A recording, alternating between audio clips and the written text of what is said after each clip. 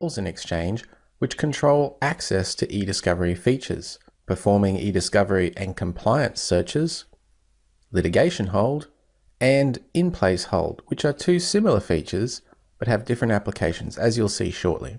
Finally, as a quick exam tip, we'll look at the integration of search with the Microsoft SharePoint Discovery Center. So first, what is eDiscovery? Well, eDiscovery is a feature set that allows you to perform searches of the mailboxes in your organization in order to find specific content. These search capabilities are usually used to locate content for investigations, such as internal human resource matters or the security incident that Globomantics is dealing with, or legal cases, which might even go as far as a trial in court. eDiscovery presents a nice friendly web portal so that discovery searches can be performed by non-technical people in your organization. Mailbox contents found by eDiscovery searches can be preserved in place, copied to another location for review, exported so that they can be passed along to another party, or they can be removed from mailboxes completely. eDiscovery access is controlled by two roles. The mailbox search role allows users to perform searches. The legal hold role allows users to apply in-place holds and litigation holds. Nobody gets access to mailbox search by default. Organization Management Role Group members, which is the highest form of administrative access to the Exchange org, gets legal hold rights, but not mailbox search rights. The Discovery Management Role Group gets both, but it's not populated with any members by default. So to grant a user the rights to perform eDiscovery searches and apply holds, you simply add them to the Discovery Management Role Group. A user who has eDiscovery rights can use the Exchange Admin Center to perform searches and apply holds. Searches can be performed for a single mailbox or multiple mailboxes at the same time. The search queries can be based on keywords, date ranges, senders, recipient types, or even message types. The searches themselves rely on the content indexes for mailbox databases being healthy and up to date. It is possible that very new content that hasn't been indexed yet will not appear in your search results. So just keep that in mind and also use it as motivation to keep an eye on those database indexes and monitor their health. We talked about content indexes in the Mailbox Databases course of this series. The keyword searches use a language called Keyword Query Language, or KQL for short.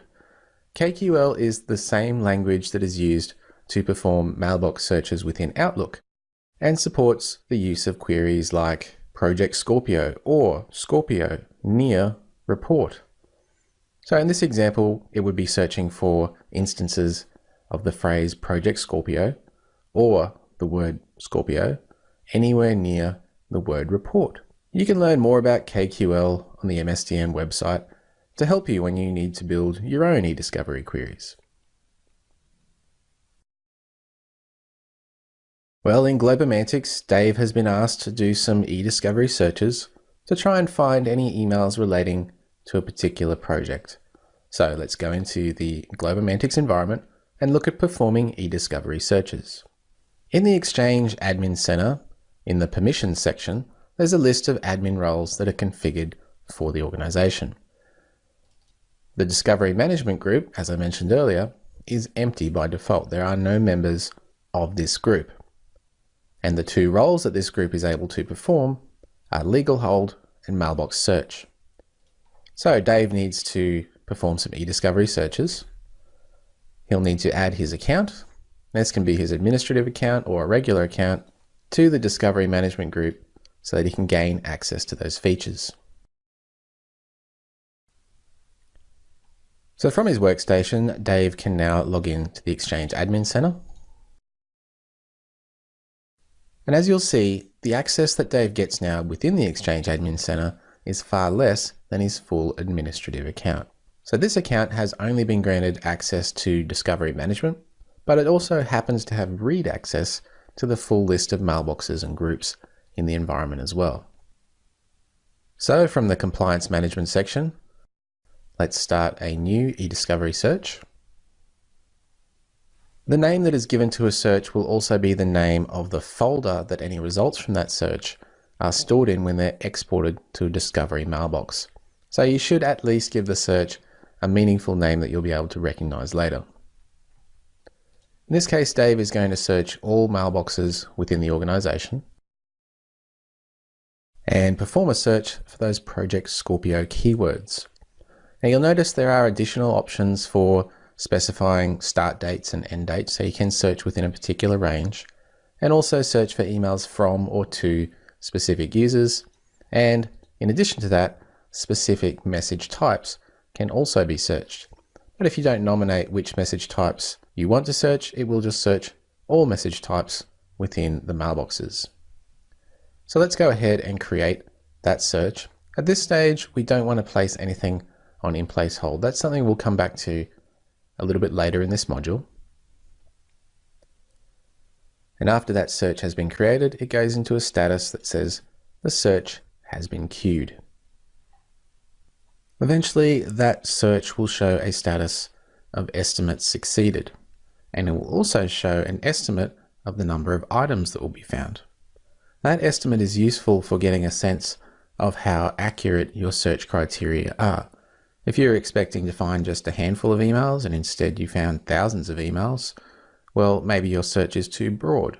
Or if you're expecting to find some emails and the estimate comes back as 0, then perhaps your search is not accurate enough. You can also preview the search results and get a sense of what they actually look like before going to the trouble of copying them to a Discovery mailbox. So the mailboxes that have the most items will be listed first. We can see, for example, that Adam Wally, the CEO, has sent that Project Scorpio announcement to the sales team. And then there's some other staff members who have a few items as well. And there's an interesting one here. This fellow, Kevin Surface, well, he seems to have forwarded that email to a Gmail account, including an attachment that was potentially confidential. So there's some interesting results there. And for the Globomantics investigation, Dave would like to copy those to another location so they can be investigated further. There are a few options here. The results can be copied to a Discovery mailbox, or they can be exported to a PST file. So in this case, let's just go ahead and copy those search results. There are a couple of options here. Often there's duplicate items in the search results, so this is an opportunity to deduplicate those items so that we don't spend as much time looking at duplicates. You can also do some logging, and because these copies to Discovery mailboxes can take some time, send an email when the copy is complete. There is a Discovery search mailbox already created in the Exchange organization by default, and the Discovery Managers group already has access to that mailbox. But if you were to copy the items to a different mailbox, one that you had set up specifically for an investigation, you would need to manually grant access to that mailbox to whoever needs to look at the items and continue that investigation. And when that search has completed, Dave gets the email notification letting him know, and he can go into the Discovery search mailbox, which he has access to as a member of the Discovery Management Group. And the results have been copied into a folder matching the name of the search itself. And you'll notice also in this case that the deduplication has also occurred. So we see fewer results than were available in the preview thanks to that dedupe. Next, let's look at compliance searches. Compliance searches are a little different than eDiscovery searches. eDiscovery searches can be used to find content in mailboxes, and you can copy that content to another mailbox or export it to PST or place it on hold and so on. Compliance searches, on the other hand, can also be used to remove content from mailboxes. A new PowerShell commandlet, new compliance search, replaces the search mailbox commandlet that was used in previous versions of Exchange, because that had a limitation of searching a maximum of 10,000 mailboxes at a time, so it had some scaling issues for large environments. So let's go into the Globomantics environment and have a look at removing mailbox contents using compliance search. So while checking his email first thing in the morning, Dave noticed an unusual email waiting for him in his inbox, and it looks to him like some sort of malware has slipped through their virus and spam filters, and by the looks of it has actually made it into the inboxes of all staff. So Dave is rightly concerned that someone in the organization might open the attachment and trigger the malware and cause an outbreak on the network. So from the Exchange Management Shell, a new compliance search can be created. Each search needs a name. We'll just call this one Malware Outbreak. All Exchange locations are going to be searched, and the query being used is searching for subject lines matching the string "Your payment is overdue." Before that compliance search will run, we need to use the start compliance search commandlet to start it. The get compliance search commandlet is used to check the status of that search and see whether it's completed yet, which it looks like in this case it has. Now before going any further, we need to see what this search has found. There's a lot of information that can be returned by get compliance search, but the properties of most interest are the items and the success results. So there's quite a lot of results there, which you'd expect for a piece of malware that's been sent to every mailbox in the organization. It looks like pretty much everyone has one item in their mailbox at this time, adding up to a total of 101 items. So it's important to check the results of the compliance search before you take any action. Because again, if the search criteria was too broad or too narrow, you might end up having no success in removing the content from the mailboxes, or you may inadvertently remove too much content from the mailboxes. When you use compliance searches to remove contents from mailboxes, the items are moved to the recoverable deleted items, and users can undelete them if they need to, and eDiscovery searches can still find them, but there's no way to bulk move them back to the original location. There's no way to reverse the action that you performed across all of the mailboxes. So you do need to proceed with caution before you go ahead trying to remove any of those mailbox contents. So when we're ready, we just run the new compliance search action commandlet targeting the search that has been run, and we're going to purge those items from the mailboxes. And after a short wait, while that compliance search action is running, the item is removed from Dave's mailbox and all of the other mailboxes in the organization as well, cleaning up that malware outbreak before it causes a more serious problem.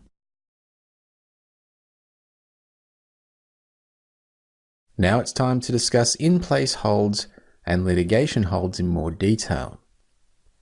As you've heard several times in this course so far, the purpose of holds is to preserve mailbox contents from deletion. Holds can be applied indefinitely, or they can be applied with an end date. The holds themselves are invisible to the end users.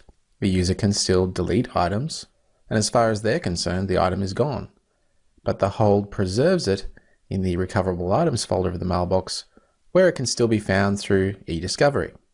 Consider for a moment how important this is.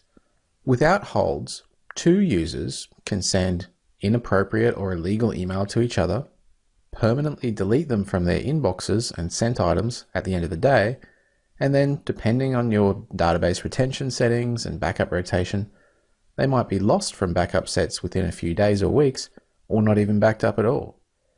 In-place hold and litigation hold solves that problem and any other scenarios where the deletion of data would cause problems for an investigation. So what's the difference between the two? It's very simple. In-place holds are based on eDiscovery searches and are applied to all content that matches the query, no matter where it's located. Litigation hold is applied to an entire mailbox, and it's applied on a per mailbox basis. So let's revisit those Globomantics objectives again. The company wants to preserve mailbox data for 5 years and also wants to be able to preserve mailbox data for specific cases for longer than 5 years.